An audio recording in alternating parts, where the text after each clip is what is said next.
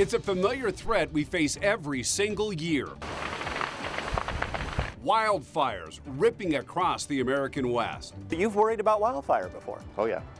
Yeah, after seeing, the fires in LA and everything and how devastating it can just destroy a whole neighborhood in a heartbeat. 2025 is no different as we brace for yet another challenging wildfire season. What can be done so history doesn't repeat itself? We're tracking everything from preparedness. I think the reality is everyone needs to use less water. Right now, we're using more water than Mother Nature's providing us. To prevention and possible solutions, like the first fire-resistant neighborhood in the U.S. So far, our customers are really pleased with it. Wildfire season, prepare and protect, starts now.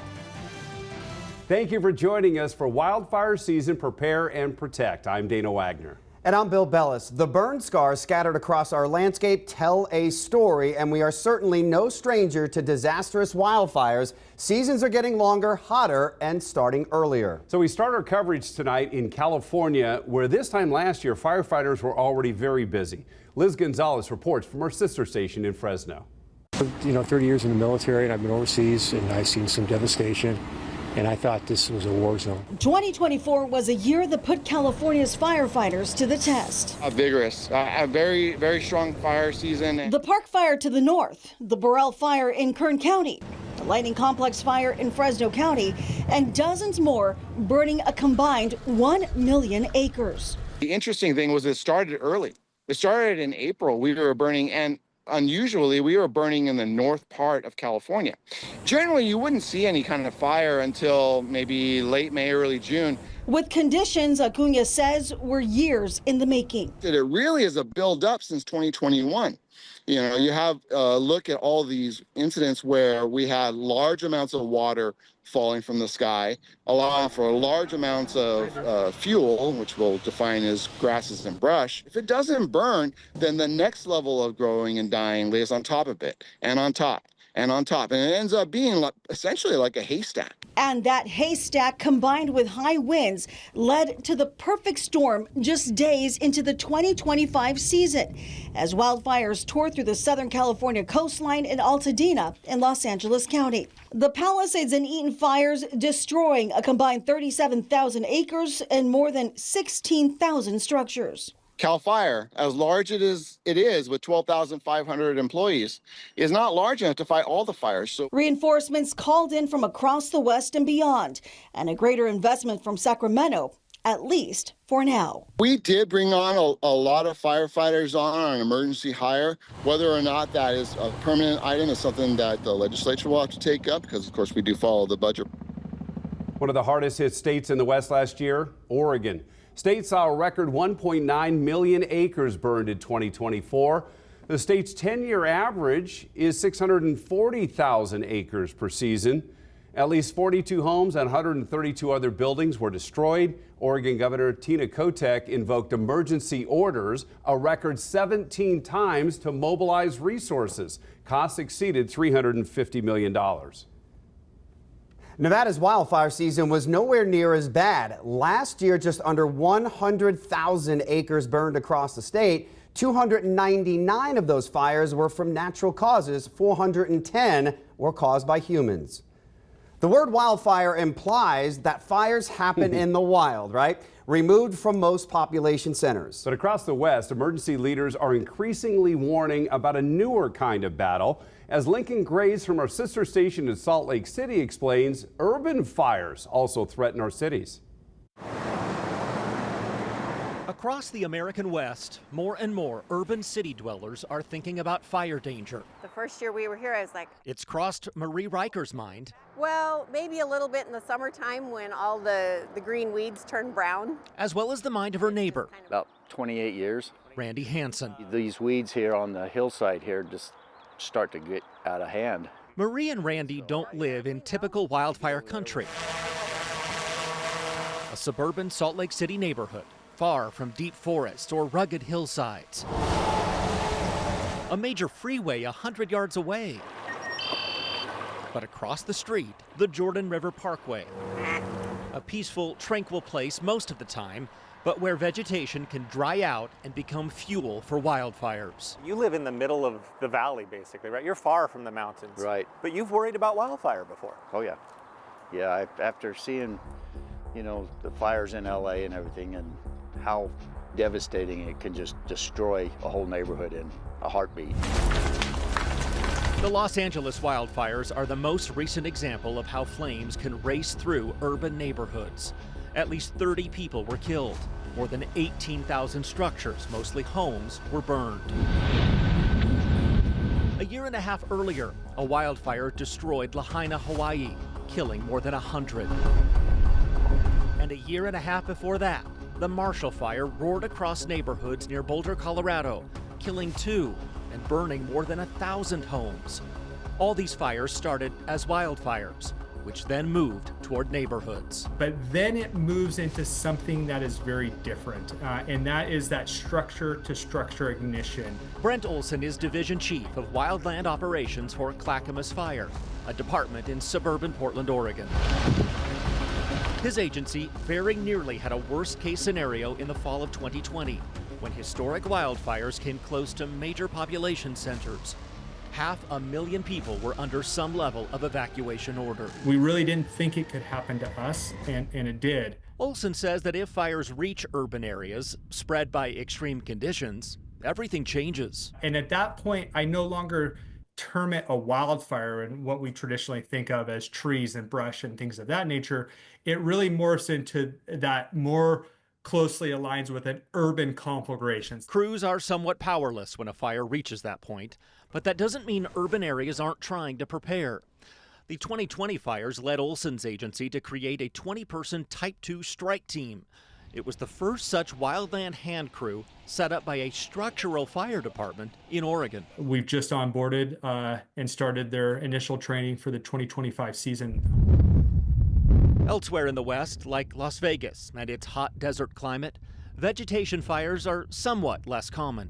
That is unless extremely wet years lead to a bumper grass crop, which later become tinder dry fuel. In those years, Vegas area departments will zero in on prevention and preparation. We see the trends with us. When we have grass years, we want to be a little bit more protective of what we have going on. We want to push prevention more. We want to say, hey, don't be going out there doing your illegal fireworks. Some cities now have wildland-specific fire stations. This is one in the Avenues neighborhood of Salt Lake City, with different types of engines to access rugged terrain. And then we have a Type 3 that's housed at one of our wildland stations that is meant for wildland apparatus, and also Type 6s for wildland apparatus, so that we can get into those more difficult terrain areas. Many lines of defense to stop an urban conflagration, but the last line of defense might just be homeowners themselves.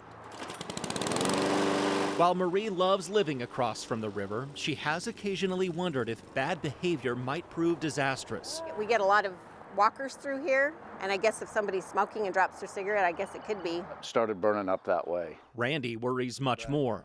As river vegetation grows and dries out, he takes matters into his own hands. I get over there with my own private lawnmower and personal lawnmower and take it down, cut it down, just try to clean it up. A last stand effort to stop a wildfire from spreading to his home and the homes of his neighbors. Keep an eye on it, because we could be in the same boat LA was. You just never know. I'm Lincoln Graves reporting. When firefighters answer the call, they often find themselves in areas where they can't answer the call. Literally, they don't have service. That's a problem because communication is key in their business. Coming up, a look at some new tools to help control the chaos. And creating defensible space can make all the difference when it comes to protecting your home. But one builder is going even further. A look inside the country's first fire-resistant neighborhood.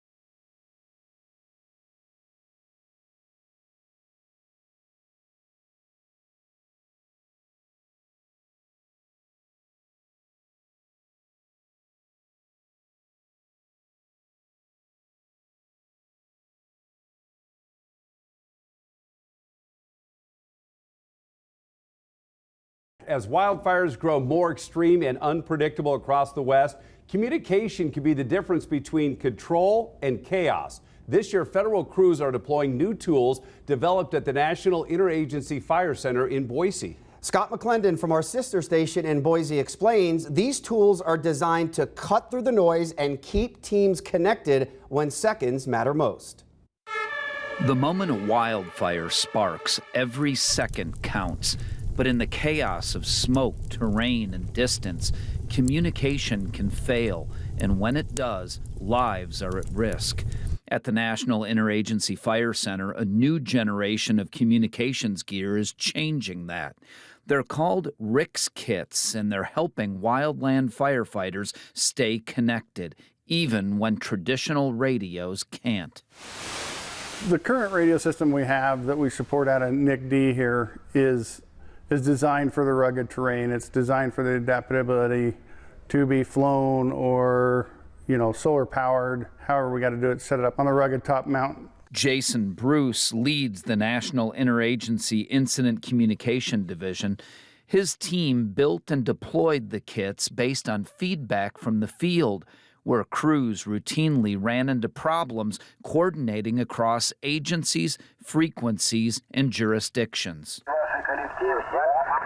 Our overall response strategy isn't going to change as far as that goes. It's still, our mission is the same. Our mission is to support the safety and for wildland firefighters on the ground. But it does help us adapt to challenges, as being able to not have to have a handheld radio strapped to them. They can have it on their cell phone. The project is funded in part by the Bipartisan Infrastructure Law. Morgan Gill, a telecommunications specialist with the BLM, helped lead the pilot program, starting with a nationwide survey of communication breakdowns on fire lines. And we were able to bring a lot more situational awareness to the incident command team.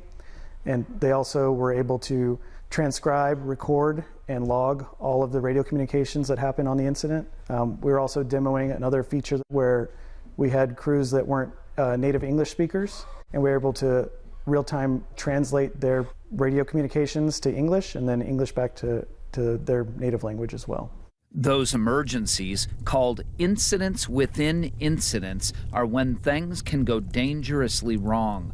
A firefighter hurt, a medevac needed. With the RICS kits, those moments can be logged, transcribed, and responded to faster. What this system will bring is the ability to see exactly what was said on the radio, because sometimes it doesn't come clear over audio. And with the 2025 fire season expected to be hotter and drier than normal across the West, tools like these aren't optional, they're essential. Radio communications are a vital role as far as safety, as far as the mission. Without the radio communications and the synergy, the work on the ground can't be done per se as effectively. From forest floors to command posts, the RICS kits are already being deployed with more crews trained every week. The mission? Keep lines open, decisions fast, and firefighters protected. I'm Scott McClendon reporting. So as we stare down what could be another severe wildfire season, preparing your home could make all of the difference. Fire marshals say creating defensible space around your home is one of the most effective ways to not only protect your property, but also your community. Now, according to Ready, Nevada County, here are the few actions homeowners can take right now. Space and prune trees to prevent fire from climbing into canopies. Remove leaves, pine needles, bark, mulch, and other debris within 100 feet of structures or right up to your property line. Clear rooftops and gutters. Keep plants trimmed and clear of dead material, especially near the house, and move combustible material like firewood away from your home as well. Take a look at this infographic illustrating defensible space. As you clean up your property, be mindful of how you dispose of that material. Chip, compost, or recycle it, and if burning is absolutely necessary, be sure to follow the local rules. Properly clearing dry brush and grass from your property, a good first step to protecting your home. But one builder in San Diego County is taking things up a notch. They've created the country's first fire-resistant neighborhood. Liz Gonzalez from our sister station in Fresno reports. Watch this test in a research chamber as embers fly towards a home. 4 minutes in, and the mulch on the left side is starting to smolder. 8 minutes in, there are now flames, and by the 12-minute mark, those flames have spread to the porch, while the right side remains virtually untouched.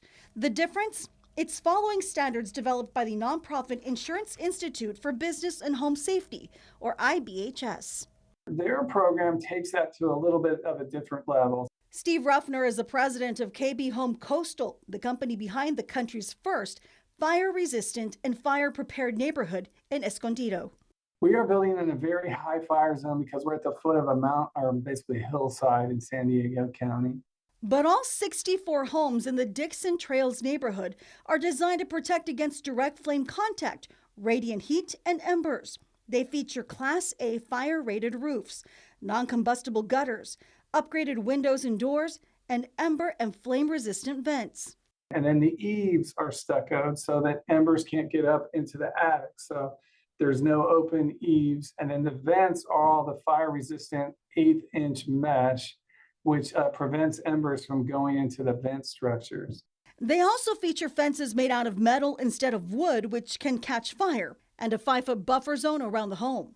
IBHS found in the fires that were recent in LA that was a big problem, is that, vegetation and ignition points around the house were really difficult to control. Ruffner says taking these measures from the onset of construction is a game changer compared to doing it to an older home. This is kind of a project. We like to be an innovator. So far, our customers are really pleased with it. They really feel safer. We don't know for certain what will happen this fire season. We do know fire seasons are burning longer and impacting more people. And they're expected to become even more frequent. It can have consequences on your health as well. Wildfires burn more than just trees and grass. Burned cars and structures can actually release toxic chemicals into the air. Wildfires also contribute to harmful fine particle pollution. Recent reports from the American Lung Association have listed cities in Oregon, Eugene, Springfield, and Medford as having some of the worst air quality when measured by daily particulate matter in the United States. Air pollution and air quality can even impact fertility and can be associated with adverse outcomes like miscarriages and higher risk pregnancies. Wildfires can also impact our mental health. Now, studies show people personally affected by wildfires are more likely to have anxiety, depression, and PTSD than those who were not. So if a wildfire does burn in your area, you need to have a plan, that's for sure. Thank you very much for joining us for this special presentation of Wildfire Season, Prepare and Protect. We hope you helped alleviate some of our concerns and offered you some tools to protect your home and your family. Please stay safe this summer.